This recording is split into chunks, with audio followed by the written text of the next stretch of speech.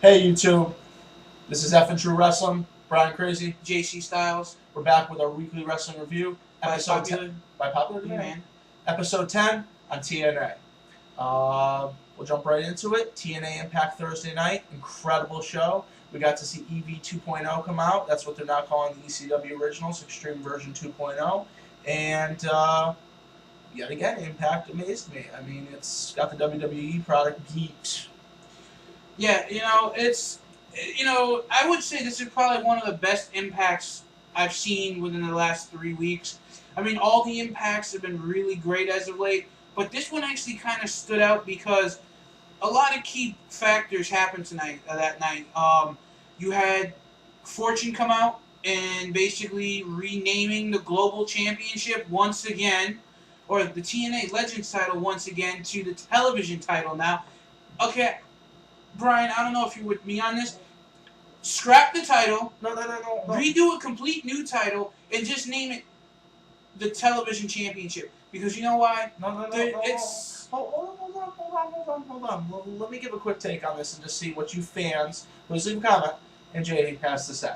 You started off as Legend Championship, Booker T, because he couldn't win the title. Alright? AJ legitimately won the title. Then we get Rob Terry, who has it, who renames it the Global. Actually, no, it was Eric. It was Eric Young that named it the Global Championship. You are right. But it was World Elite. Yep, it was Eric Young. You are correct. Good job, sir. Moving on. Now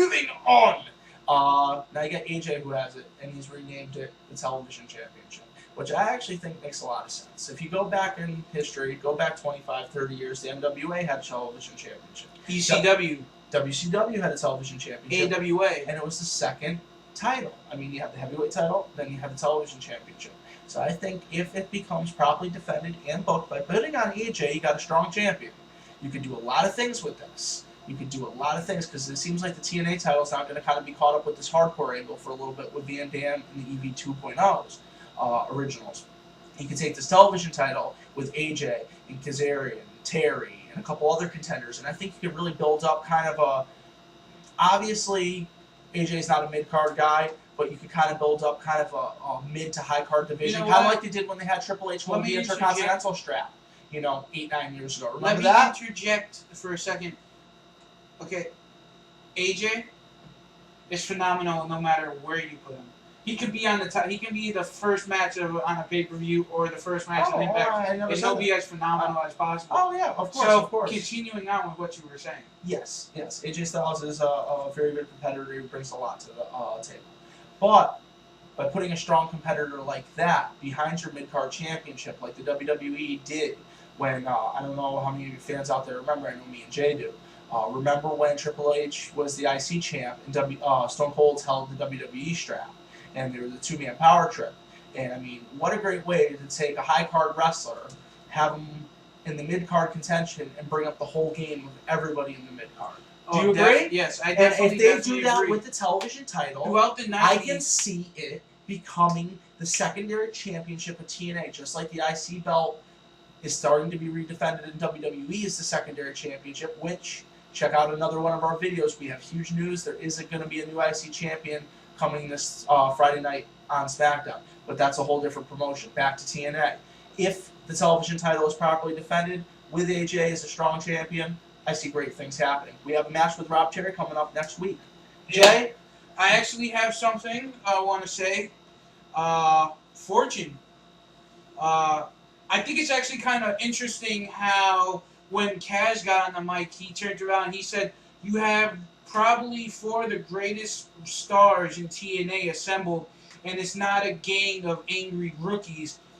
Cheap shot WWE, but I think it was kind of interesting the way that they played it off. And you know what? Kaz is right. I mean, Kaz is phenomenal. Well, I don't want to say go as far as calling him phenomenal, but he's got the charisma, and he kind of reminds me of a young Scott Hall back in the early 90s when he was as Razor Ramon, And well, because versus what they, not to interrupt you, but versus what they did with the Evolution angle, they brought in 2 basic rookies with Batista and Randy Orton, which they did foster both of them, brought them to main level status. And if they could do the same thing in TNA, imagine Kaz headlining pay-per-views. He's an incredible performer. If you remember him as Suicide, Yet again, incredible performer. As just Frankie Kazarian, incredible performer. And I know me and Jay would love to see him main event a pay-per-view. He definitely deserves it. He's paid his dues. Beer Money. My boys, I gotta say this. They ran into some trouble in that cage. They ran into trouble in the cage, obviously. But you know what, though? I gotta give it up because those are two. I love those two teams. So I love them as much as Rude and Storm have come together and created such a phenomenal team.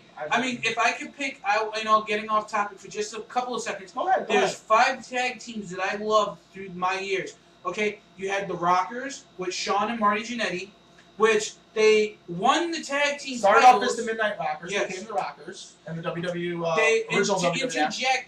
In the record books, the Rockers never won the WWE tag team titles, but on the Saturday night main event on a Shawn Michaels DVD, it was a non-televised. The ring broke. They won the tag titles, but the WWE decided to scrap it as the match never happened. And that used to happen a lot in these old house shows. They would have title changes. Sometimes things wouldn't make it to television for 2-3 weeks. You'd have the former champion go around like he was still reigning champion until it was televised on TV. Then the belt would kind of change hands because that would keep continuity. Because it was a big thing with the promoters back in the day. Second favorite tag team had to be continued. Smoking Guns. To no matter what any of you guys say, Smoking Guns were a great tag team in the 90s. Bart, fantastic combination. Okay, you had the Mega Powers. They didn't win any titles, but you had Hogan was the WWF champion and Macho Man was the Intercontinental champion. Yeah. You have the Dudley Boys. There's so many great tag teams that actually picked Dudley Boys, 23-time tag team champions in all combined. They're right up there with LOD. They're right up there, folks. They are right up there. And then you got Beer Money. You got the Motor City Machine Guns. Come on, but you can't forget the New Age Outlaws. You can't forget the teams that paved the way before all these guys. I mean, we had the New Age Outlaws. We had the Acolytes. There were so many good teams, and I think that's what they're bringing back in TNA. We kind of have a lack of that in the WWE right now, good tag team wrestling. And with Motor City and Beer Money, I mean, to kind of sum up Impact, there was a crazy, crazy cage match between Motor City and Beer Money. And it ended up happening. Rude got busted open. He went to go for the smash with the bottle. He ended up hitting Rude with it. After Rude's face already was smashed open, Motor City picked up their first win in the best-of-5 series. Beer Money's got 2. Motor City's got 1. So Beer Money picks up 1 more. They're the tag champs. Motor City needs 2 more wins to hold on to these belts. I think they're going to let it happen at a pay-per-view. I honestly think it's going to happen. Well, Bischoff had a big announcement, too. Bischoff's big announcement. The Impact after Hardcore Justice.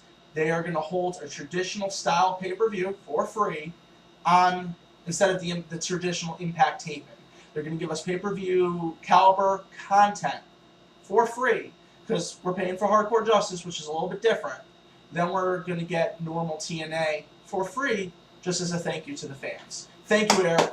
Yes, thank you. And, also we had Evo 2.0, EV 2.0 come out, and in the beginning of the show, and basically, they got Brother Ray to come out, Brother Devon to come out, then Brother Ray came out, and he was kind of hesitant on not wanting to do the whole ECW thing, and Taz was kind of like the pusher in the whole subject. Taz just did it for him. You got Eric Young, and you had Orlando Jordan versus which is kind of the weirdest tag team. Eric Young got hit in the head somehow. Now he walks out with a mannequin.